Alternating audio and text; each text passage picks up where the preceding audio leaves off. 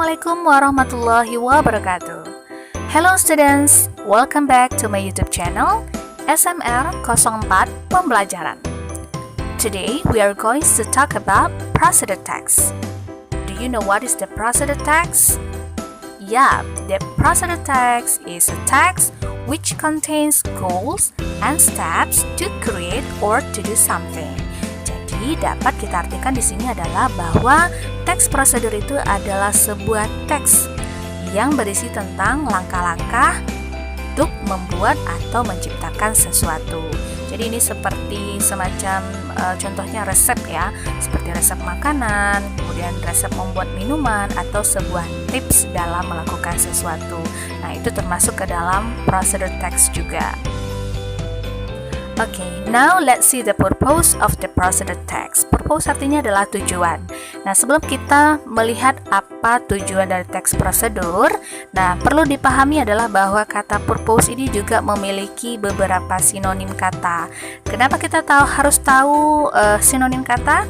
Ya karena dalam pertanyaan yang terkait dengan teks prosedur ditanyakan tentang purpose atau tujuan, ya kadangkala tidak menggunakan kata purpose tetapi menggunakan kata aims diganti dengan kata objective atau dengan kata goals. Jadi meskipun yang dimunculkan adalah kata goals atau kata aims atau kata objective, intinya adalah menanyakan tujuan.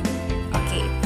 Mari kita lihat tujuan dari teks prosedur adalah to show how to do something through sequential steps so that the readers can reach the goals. Nah, di sini artinya adalah bahwa tujuan dari teks prosedur itu untuk menunjukkan bagaimana caranya melakukan sesuatu lewat langkah-langkah. Jadi steps itu adalah langkah-langkah atau cara ya. So that sehingga the readers, para pembaca ini dapat mencapai tujuan. Jadi seperti yang dibilang di awal bahwa seperti resep makanan atau resep minuman dan juga tips, ketika pembaca membaca langkah-langkahnya dengan benar dan ketika langkah-langkahnya itu jelas, maka para pembaca dapat melakukannya atau membuatnya sesuai dengan tujuan yang dicapai ya. Okay, let's move to the characteristic of the procedure text. There are 4 characteristics of the procedure text. Jadi ada 4 karakteristik dari teks prosedur yang harus kita ketahui. Yang pertama adalah using simple present tense. Okay, the first using simple present tense. Jadi menggunakan tense simple present tense ya. Nah, for example, it's time to pour the ice cube into the glass. Jadi ini waktunya untuk menuangkan ice cube itu adalah es batu ya ke dalam gelas. Okay, the second one is using imperative sentence. Imperative sentence itu adalah kalimat perintah. For example, add 2 tablespoons of sugars into the glass. Jadi tambahkan 2 sendok makan gula ke dalam gelas. Jadi dimulai dengan verb 1 di awal, itu artinya adalah imperative sentence atau kalimat perintah ya. Okay, next ada using action verb. Action verb ini seperti put, kata verb 1 ya. Put, slice, mix, add atau pour tadi ya di awal, pour menuangkan ya, peel and etc. Okay, put itu artinya adalah memasukkan, bisa kita artikan memasukkan, meletakkan. Atau kemudian ada slice, itu adalah mengiris. Kemudian mix, mencampurkan ya.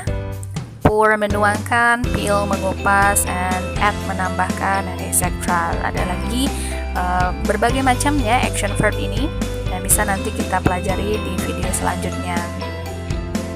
Okay, the last one is using numbering. Jadi using numbering or temporal conjunction.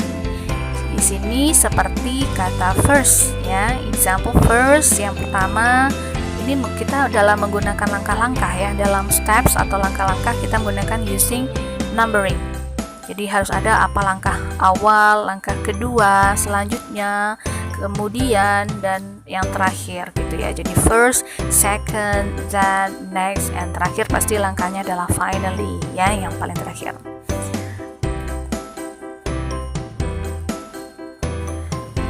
So, how about the generic structure? Nah, generic structure-nya adalah struktur. Jadi teks prosedur itu tersusun atas apa? Yang harus kita lakukan dalam penulisan teks prosedur apa? Kita harus menyesuaikan menulis teks prosedur, ataupun kita ketika menyampaikan secara langsung ya harus sesuai dengan generic structure-nya. Jadi ada strukturnya. Yang pertama itu adalah goal. Ya, jadi goal garis miring purpose. Jadi goal purpose itu sama, artinya adalah tujuan. Jadi di awal itu kita harus sampaikan tujuannya. Jadi seperti contohnya how to make a cup of coffee, atau how to make a plate of fried rice. Ya, jadi bagaimana caranya membuat secangkir kopi atau sepiring nasi goreng. Nah, itu adalah goal atau tujuan yang ingin dicapai.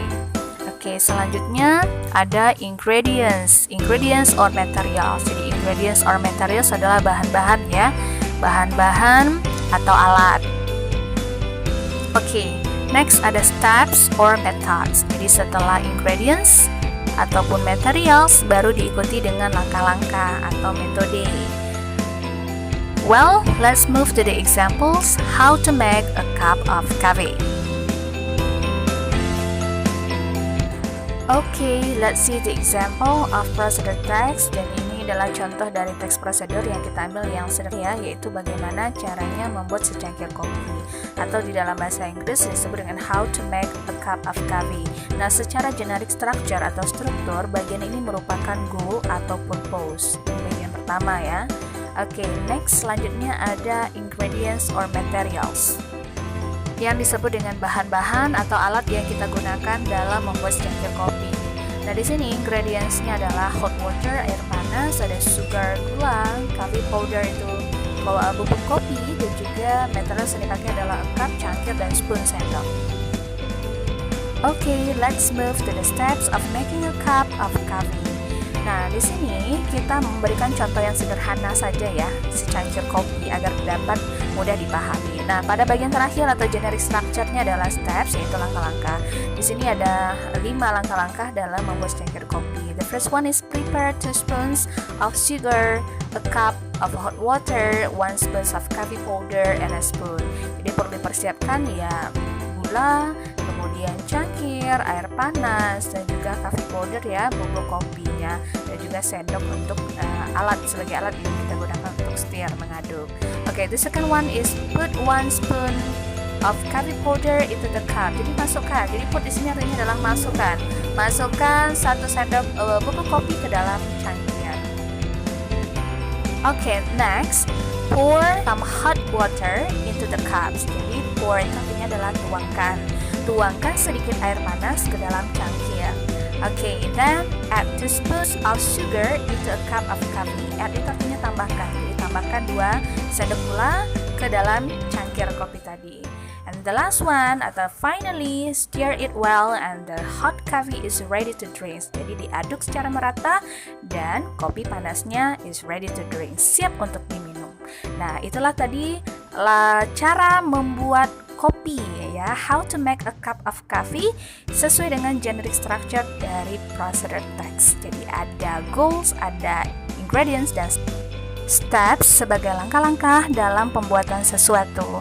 Sampai di sini video pembelajaran kita kali ini, semoga dapat mudah dipahami dan bermanfaat bagi kita semua. So see you for the next lesson, and assalamualaikum warahmatullahi wabarakatuh.